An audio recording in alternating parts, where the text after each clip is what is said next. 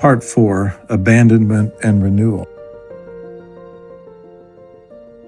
Restoring ended when Joseph Smith was killed.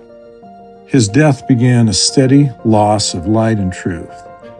The prophecies and covenants of God assured the patriarchal fathers, from Adam to Abraham, that a full restoration would happen. Joseph worked on a new version of the Bible, not a translation from Greek and Hebrew, but an inspired, revelatory commentary that added lost material and clarified ambiguous passages. He was commanded to do this work, which was called the fullness of the Scriptures.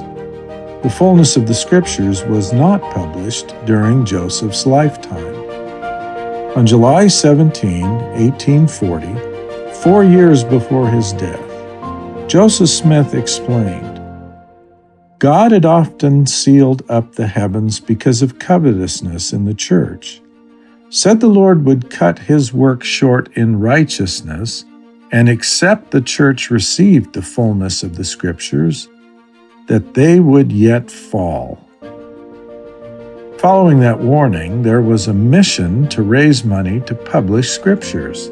In October 1840, a letter in the newspaper Times and Seasons asked for support to publish the new translation of the Scriptures.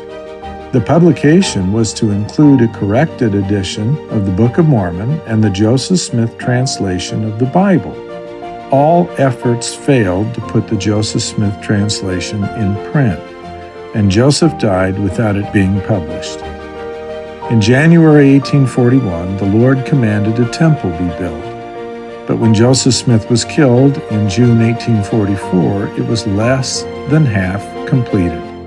Without the temple, Joseph Smith could not finish an educational ceremony intended for the temple. Brigham Young gained control of the restoration and admitted the temple rites were very incomplete. He said Joseph told him, "Brother Brigham, this is not arranged right, but we have done the best we could under the circumstances in which we are placed." On January 13, 1856, Brigham Young explained, it would require a resurrected Joseph Smith to return before the temple rites could be properly arranged.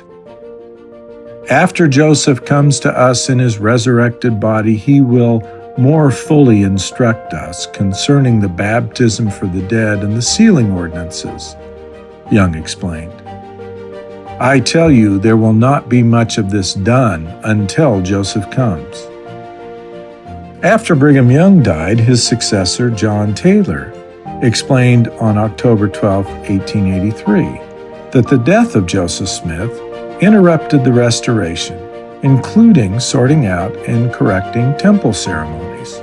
Taylor said, "The reason why things are in the shape they are is because Joseph felt called upon to confer all ordinances connected with the priesthood. He felt in a hurry on account of a certain premonition that he had concerning his death. Had Joseph Smith lived, he would have had much more to say on many of those points, which he was prevented from doing by his death." Other than the LDS Church, all the splintered restoration groups completely discontinued temple rites. During the 1880s, the LDS Church acknowledged their temple ordinances were unfinished and needed much more for completion. Eventually, they abandoned any idea of finishing temple rites and began claiming that they had the fullness. Even so, the LDS incomplete rites have been revised, cut, and shortened to remove controversial materials. If the restoration work is to be completed, it will not happen in any of the existing corporate Mormon organizations. They are not capable of continuing the restoration. Moving forward will require believers to acknowledge that the religion has been adrift and is incomplete, or in other words, acknowledge an apostasy. Continuing the restoration has been left for others who are willing to face the disappointments of history. These others are now working to participate in moving along the unfinished work.